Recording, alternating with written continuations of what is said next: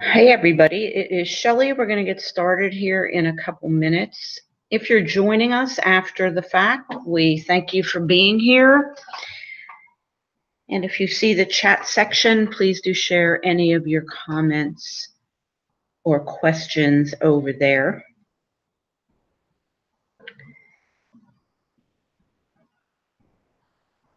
Let's go ahead and get the screen up.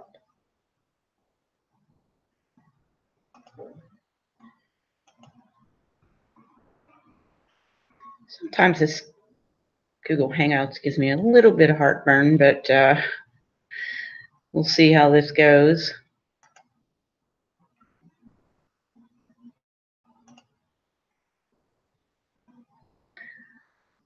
And hopefully everybody can, let me minimize this a moment, can see the screen.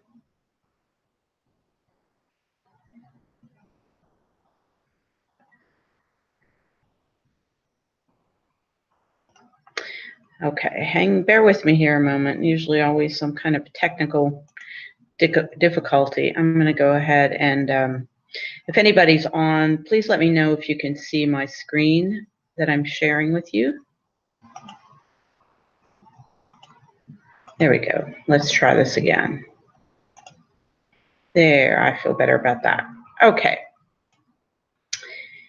So we are going to be on for about 50 minutes and take questions at the end. My name is Shelley Roth, and a lot of people around the Houston, Texas area know me as a social media trainer, which I've been doing for about 13 years now.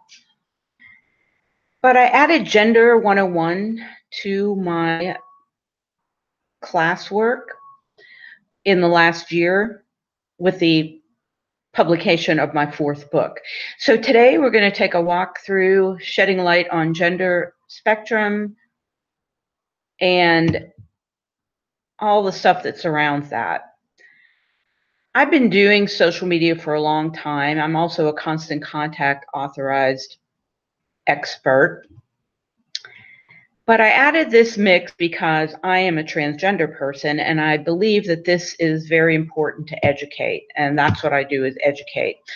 All profits from my book sales and presentations go to the GLBT Homeless nonprofit here in Houston.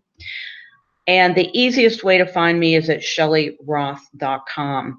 When you go there, you can see my events calendar. You also can sign up for my Facebook group, private group on Facebook, and my gender advocacy newsletter. Now, my mission is in line with the Center for Global Inclusion out of Seattle, Washington, and that's basically to create a better world by making a society that's fair and respectful for all individuals with their similarities and differences. Also, part of my mission is to improve organizational communication and performance by creating an environment that treats everybody fairly. And with that, raise money and awareness for LGBTQ homeless youth. We will be talking today about definitions, the gender spectrum. I will share with you my story, and also gender neutral pronouns, policy suggestions for your organization, and becoming an ally. There will be a Q&A section, although you can ask questions in the chat area. And I'll kind of come back to that every few minutes to see if anybody's asking. And then there's a resources section. If you email me, I will send you the slide deck so you can access the resources section, which is loaded with videos and other material that may help you. So starting with definitions. In 2007, Newsweek came out with the cover, The Mystery of Gender. Now, we're talking almost 12 years ago. They started questioning, what is gender? Is it more than just what we physically can see? History and science suggest that gender is much more complicated than just biological birth. Gender identity is separate from sexual orientation and different than our biology and our birth identity. And gender in the United States has historically been male or female, basically a binary based on what we see. Fast forward about 12 years, and in 2017, National Geographic dedicated to gender revolution. Katie Couric picked that up and did a whole series on gender revolution that can be found on demand. And she took a deep dive based on the National Geographic issued. Now we've come a long way, but we have a long way to go. One of the reasons I'm educating. Now the pure definition of gender as a noun is either two sexes, male and female, as it references social and cultural differences versus biological. So gender, people argue, is a social or cultural definition, and we're going to get into a little bit more on this as we go. Now, sex, biological sex, is something that's assigned at birth based on the baby's anatomy. Gender identity is something that has been assumed at birth in the United States based on that baby's biological sex. However, a person's gender identity may not always match their biological sex, and sometimes one's gender identity isn't even discovered until age 4 or 5. Gender identity can also be on a spectrum. It can be non-binary, not just one or the other, not just male or female, but on a spectrum. Orientation is one's sexual preference, typically confirmed in adolescence. We're going to go through all these definitions in more detail. And then we'll also talk about gender expression and how you present yourself out there in the world. Now, if one's biological sex, born male or female, is the same or equals their gender identity, the term for that is cisgender. A cisgender woman is born biologically a female and their gender identity is woman. So they are a cisgender woman. On the other hand, a male, born a male and gender identity is male, cisgender male, or binary, just one or the other. Now, gender expression is on a spectrum. You can be on one extreme with a feminine gender expression, or on the other extreme with a masculine, or anywhere on a spectrum. The gender spectrum basically means it's not just binary. You can reside on any area of the spectrum, and often it can change daily, monthly, weekly, over the years. The bottom line is we're born biologically into a male or female body in most cases. There are intersex folks, but we're going to take this up just to a higher level, male or female, keeping it very simple, with male or female anatomy. Yet gender is on a spectrum. It's different than biological sex. The majority of millennials do not want to be defined on a binary as male or female gender. A recent survey of 1,000 millennials found that half of them thought that gender was on a spectrum. And you can see right there, millennials make up almost 87 million of the US population. See the age brackets, with the boomers coming in second and Gen Xers coming in third. So the bottom line is, with them making up the largest segment of the population, we are going to start seeing a lot more emphasis on gender and the gender spectrum. Now, gender identity is something usually established by 3 or 4 or 5 when a child starts to look at their anatomy and question their gender. A cisgender person identifies their gender with the biological sex assigned at birth. A transgender person, like myself, identifies outside of their birth sex. And a gender expansive or non-conforming or non-binary can be anywhere across the spectrum. And they also reside under something called the transgender umbrella, which we will take a look at. If you've heard that term, transgender umbrella encompasses anyone who falls outside of binary or male-female. They would fall under that umbrella.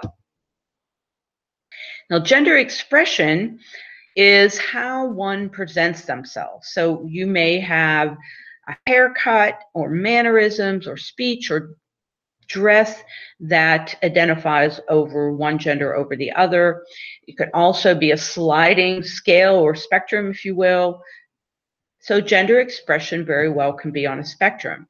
This screenshot of Elle Fanning from the movie 3 Generations, she plays a transgender male. However, the actress gender expression in this picture is male, tassel cap, loose clothing. You would pretty much say the gender expression is male. Using a toy manufacturer, good old Barbie and Ken, we can say that biologically, we're making some assumptions, but biologically their anatomy is male and female. Their gender identity, well, we're going to say it's on the binary.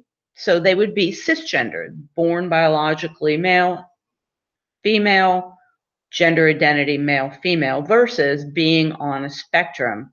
Other terms, non-binary, fluid, gender expansive, meaning you're on a gender spectrum. Now, the sexual orientation, again, we're making some assumptions, but heterosexual, gay or lesbian, bisexual, asexual, pretty much probably say that Barbie and Ken were heterosexual at the time they were together. And gender expression, pretty much hair and clothing and physical, their gender expression matches their gender and biological sex. Although those shoes on Ken could be outside and on the spectrum, not more or less binary.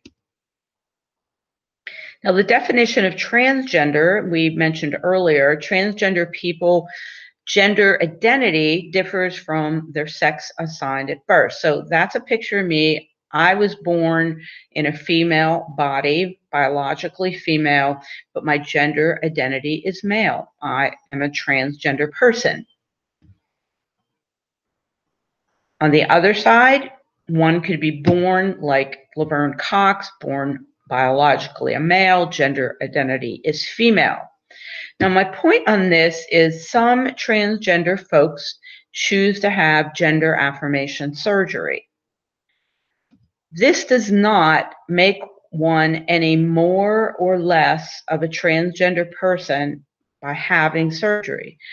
Many people do not choose to have surgery. Surgery is painful, surgery is expensive, surgery is risky.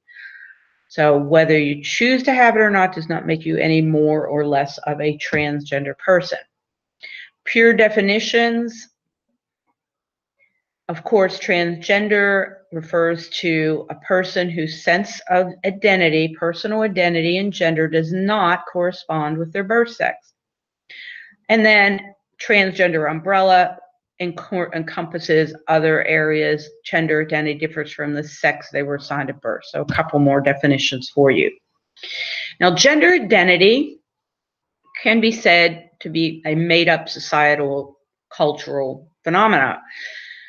However, in many different cultures, there are third genders. In the Native American culture, there's a third gender called two-spirits, meaning a gender fluid, non-binary, or gender expansive person. It refers to people whose expression and identity is different from societal's binary male and female.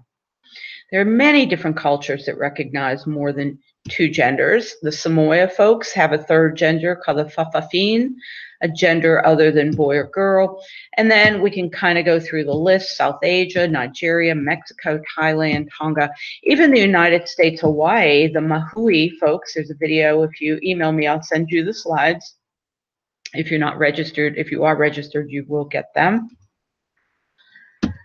So in the United States, a lot of mainstream exposure over the last few years, starting with Caitlyn Jenner, as we know, formerly Bruce Jenner. By the way, if you are using someone's dead name, Caitlyn Jenner, really, Bruce Jenner, you would not use that name. You would be dead naming that person. And a lot of folks in the transgender gender non-conforming community are pretty much up in arms about that. Laverne Cox, an actress on Orange is the New Black, and pretty much an all-over out there actress. Series on the Amazon Prime channel I highly encourage you to watch, called Transparent. Excellent series. Pose is a new series on the FX channel, getting lots of attention and exposure because they're using lots of transgender actors as actors in that series. And we talked about the National Geographic issue coming out and the Katie Couric special, Gender Revolution, also available on demand. So lots of mainstream exposure out there. Now, with the 2020 special, they brought up over the last couple of years, scientists are questioning, does something happen in the womb that impacts gender identity? Is it possible that at some point in development, there are signals that get crossed? Some go to the brain that set one set of instructions with another set of instructions going to the anatomy. One thing's clear: if there's a conflict between anatomy and brain, the brain's going to win every time. So this is a screenshot from the 2020 special, and you can see the signals to the brain are male, yet the signals to the anatomy are female. So the great news is they're starting to investigate, does something actually happen in utero that sends different signals to the anatomy versus the brain? So with that, we're going to do an exercise. If you could take a piece of paper and a pen and just draw, just a few seconds, draw something simple, maybe a flower or a house, or just write something, your address or a food that you like or your profession. Take a couple seconds to do that. And now I want you to go ahead and draw using your non-dominant hand. So if you're righty, you want to use your left hand. If you're lefty, use your right hand. Draw the same exact thing with the opposite hand. And while you're working on that, I'm going to check to see if there's any questions.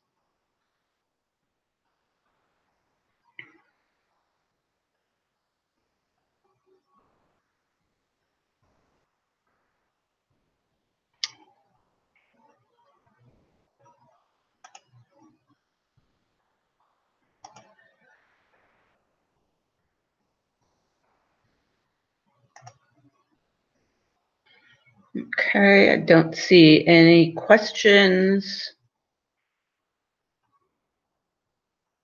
So we will head on back to the presentation. All right. So if everybody has done that, I want you to describe how it felt to try and draw with your non-dominant hand, and use some descriptive words. You could share that with us or write it down yourself. You could share it in the chat session. If you're joining us after this is being recorded, which I know a lot of you do, this is a cool exercise because some of the words used to describe how folks felt that did this exercise were difficult, unnatural, unbalanced, funny, strange, and awkward.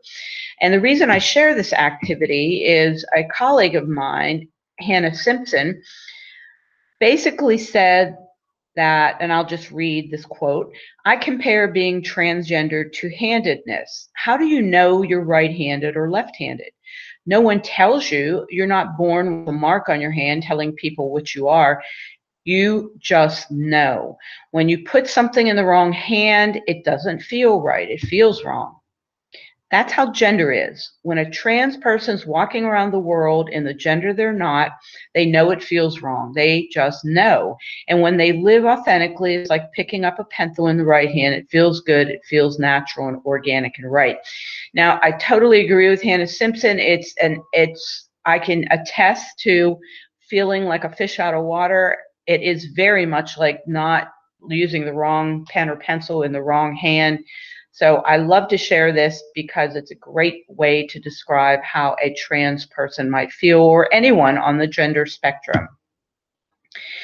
A term you'll hear is gender dysphoria, which is something I've lived with and continue to live with in my life.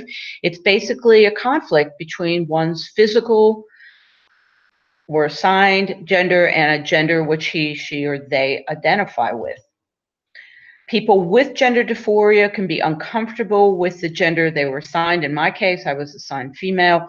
I'm uncomfortable in my body and uncomfortable with the roles expected of my gender. So all my life, I'm in my 60s now, so all of my life, this is some way that I have had to live. And you'll hear the term gender dysphoria. You can, if you get the slides for me, click on the link and learn more from some of the links on the presentation. So with that, I'm going to share my story with you. And the reason I'm sharing it now at this stage of my life is I've always suppressed, once I knew my true gender identity, I always suppressed it. And when you live a lie, needless to say, you feel frustrated, angry, feeling like you don't belong, and feeling like I wasn't equal to everybody living with gender dysphoria. I feel 6 feet tall, although I'm 5'2", and I work out all the time. I've always been a gym rat. I feel like I have a buff male body, but again, looking in the mirror, I see what's reflected back at me, the female body I was born with. My daily interactions often bring me back to reality. And just like this beagle, when they are looking in the mirror, they are feeling like that German Shepherd. So I love this Jim Tweedy painting entitled Self-Portrait, because it basically describes what I know I feel like if I were looking in the mirror and saw back what I truly reflected. Now, over the years, what most people have seen or assume they see, when I was younger, I was called a tomboy. As I grew up, of course, and my sexuality came in and I was called a lesbian. I was thought to be a female. But the bottom line is, don't assume. If we could all live by that, when you look at somebody, don't assume what you see by someone's gender expression is who they are. Sometimes what you see is not real for that person. And thanks to Snapchat, I was able to put a goatee and a beard on myself, a mustache, which is like the happiest I was for a long time. If it were that easy, it would be happening. I'm a transgender person. Now, I was born in a biological body that did not match my gender identity. You can see my mom. That's a picture of my brother Alan and myself. My mom always had me in bows and dresses and skirts. I didn't realize at this very young age. I just kind of went on about my business. But as I got older, became very uncomfortable physically and mentally with gender dysphoria. And as I became aware of this conflict in my mind and body, I became extremely introverted, unhappy, and angry. As a matter of fact, my parents called me a miserable soul. And I have to tell you, they were absolutely right. I just didn't understand what was happening. I did not feel right in the body I was given. Now there are some more shots of me. In this one, you can see my two brothers, and had a very short, they termed it a pixie haircut, but really I wanted a crew cut like my brothers. I was always, of course, with the girls. That was my best friend, Sally. My mom was dressing me in the bows and the skirts. And I never was comfortable. As I got older, and I see this in pictures when I look at them, when I was like 5, 6, 7, I really started going into myself, became very shy, lost all confidence, and I had it made up that I was stupid. And that must be the reason. I was very unhappy and very angry. Basically, I was born in a body that I just could not relate to. Yes, that is me in that bikini bathing suit. I was given this beautiful female body, long silky hair, and all I really wanted was a crew cut and a male physique. You'll notice too, in the pictures I show you, my hair was always covering my breasts. I absolutely hated them. I didn't understand my body. At the time, I had no idea what a transgender person was. I mean, we're going back many, many years when this wasn't out there in the media. So what's a very unhappy, good-looking girl to do? Well, get engaged to a good-looking dude. And sure enough, that's what I did. You can see the headline, Miss Roth Betrothed, in the Squirrel Hill News up in Pittsburgh, Pennsylvania. anytime I had an opportunity to feel like a dude, dress like a dude, of course I did. In this case, I was on vacation in Mexico on a moped. That moped might have well have been a Harley Davidson, because that's how I felt with my gender expression. Anytime I had a chance to be higher or taller, stand on an extra step or stand on a rock, which I did in this picture, that's what I would do. And then, of course, my Michael Landon short hair look. I love this picture. You couldn't see my breasts. I look kind of buff, and I kind of look like Michael Landon, if anybody remembers who that was. Needless to say, Halloween was my favorite holiday because I could dress like a boy character, whether it was alfalfa or a biker dude or my favorite tattoos. And I always had German Shepherds because they reflected my inner strong personality, if you will, my gender identity. So I loved having the tattoos and the slick back hair. But the question becomes, how and when did I even know I was a transgender person?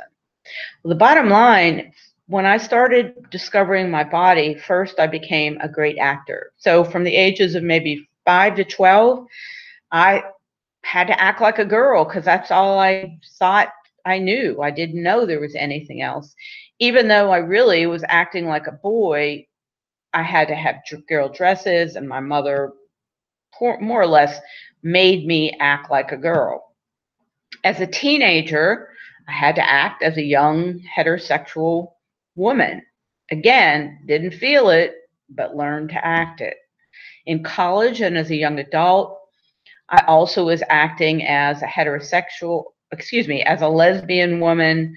So pretty much all of my life, I was acting as something I wasn't. Then at age 44, I happened to be watching a program on Lifetime, and the light bulb went off. The fireworks started. The program was about transgender people, and I realized I am a transgender person. I can't even explain to you the weight that lifted off my shoulders. All these years of gender dysphoria were explained. To realize something like that at age 44, for me, was pretty amazing. Learning who I was, embracing who I was very affirming. Sharing this information with others, close friends, my parents, was very minimizing. They questioned me. They basically said I was going through a phase. So back in the closet I went. Now, 20 years later, I've decided I came out, wrote my 4th book, Don't Call Me Ma'am, and I came out as a transgender person. So it took me all into my 60s to finally embrace who I was, because I realized it's really not about me. It's about using my gifts as a teacher and an educator, my being a business person for the last 30 years, and to raise awareness and money, and to be an example for others to embrace themselves and not stay in the closet. So I created, what I'm doing now is creating gender inclusive environments. I speak on the topic, I train, I go into companies. I also help with their policy and culture, rewriting some of what they're doing. So helping making gender expansive folks comfortable.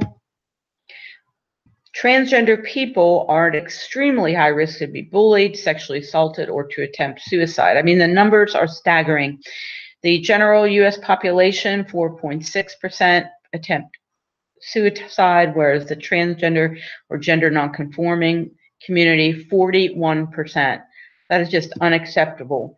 In addition, according to the National Center for Transgender Equality, 1 in 2 trans people face adversity at work.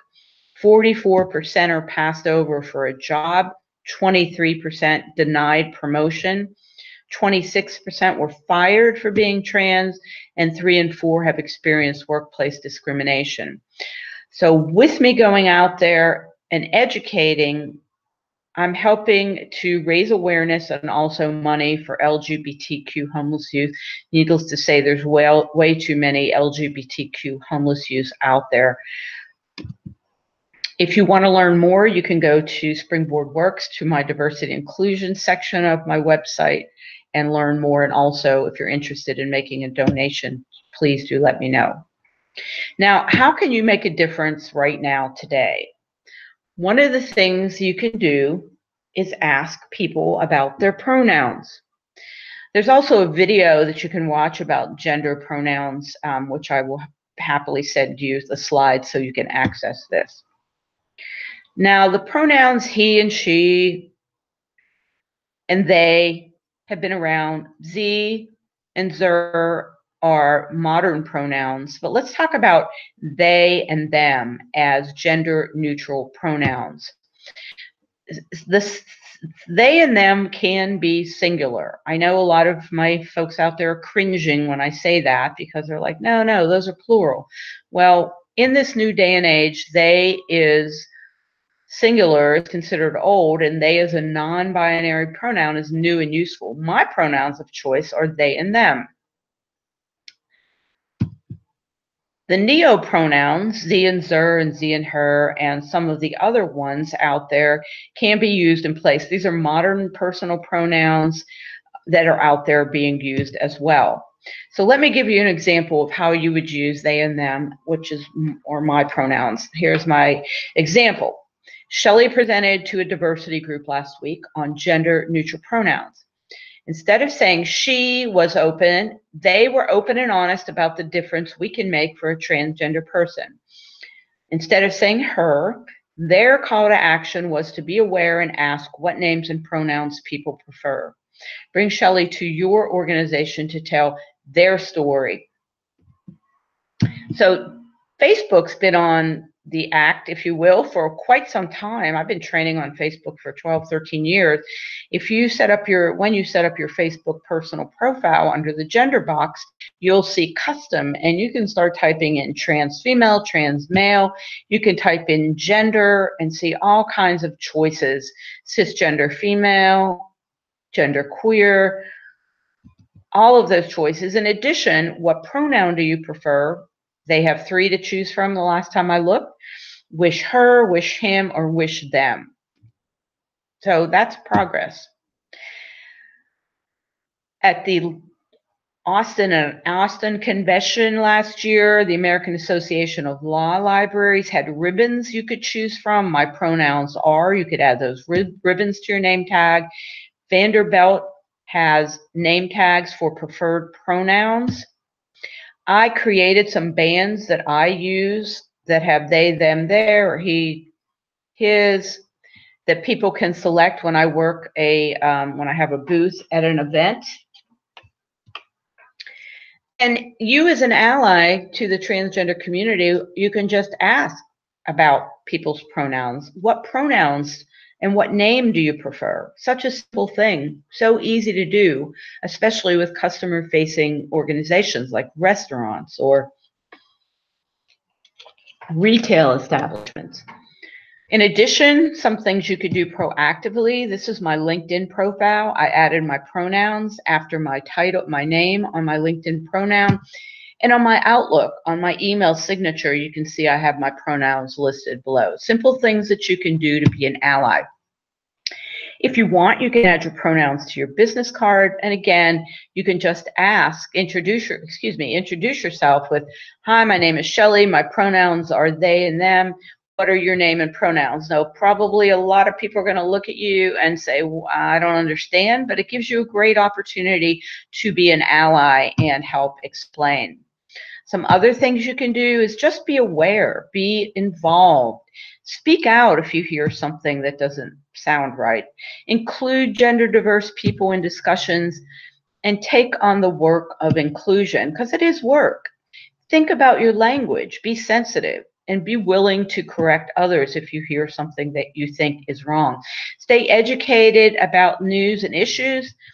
And of course, you can bring me in to teach gender diversity to your organization. If you want to sign up for my gender advocacy newsletter, it'll keep you up to date on what's happening, or join my Facebook group, you can go to shellyroth.com and select either of those icons. Something I created that you can download and make it your own at shellyroth.com is the tip card. I'm trying to change the world one pronoun at a time. So what I do is I leave my postcard size tip card after I'm dining at a doctor's office, at a retail establishment. If I'm misgendered, it basically says, don't misgender people. If you don't know their gender, use words like they, them, and their, or non-specific alternatives like my friends, you all, folks. So check it out, download it, and please do feel free to make it your own and use it. Something else happening, last year was first International Pronouns Day. This will be the second International Pronouns Day, October 17th. I was involved in that. They also have a Facebook page there. You can see I did this class for Gender 101 on International Pronouns Day. I invite you all to get involved with that. Now, some policy ideas for your organization, but first let me ask, does your organization have any policies for gender non-conforming workers? I will tell you, I've given this over the course of the last year, and most people will say no, or we're considering, or what does that even mean? I hope to see more people saying yes. So let's talk a little bit about how you can have a gender neutral policy in place. Frontline communication best practices, very simple. When addressing people, whether again it's a doctor's office or a Walgreens or any customer facing, you might say, instead of saying, how may I help you, sir, or ma'am, I know in the South we are trained to do that, but stay neutral. How may I help you today? Another example, when you're talking to coworkers about patients, avoid pronouns and other gender terms. Your patient is in the waiting room versus she or he, or they are here for their 3 o'clock. Practice makes perfect. Politely ask what name and pronouns are preferred. On your intake forms, you can do that. What name would you like us to use, or how would you like to be addressed? And if you make a mistake, just apologize. Don't make a big deal. It makes me so uncomfortable when I correct somebody and they're like, oh, I'm so sorry, I should have remembered that. Just apologize and move on. Create a protocol. Have your staff have a protocol for noting preferred names, or how to address people in hard copy mail or email, or when leaving messages. Have clear lines of referral. Appoint somebody on your staff for guidance and setting procedures. And then, of course, you must get training and retraining and practice what you are preaching. Now, as Bob Dylan sang, if you remember Bob Dylan, he's saying the times they are a-changin'. I'm going to share with you some things happening out there.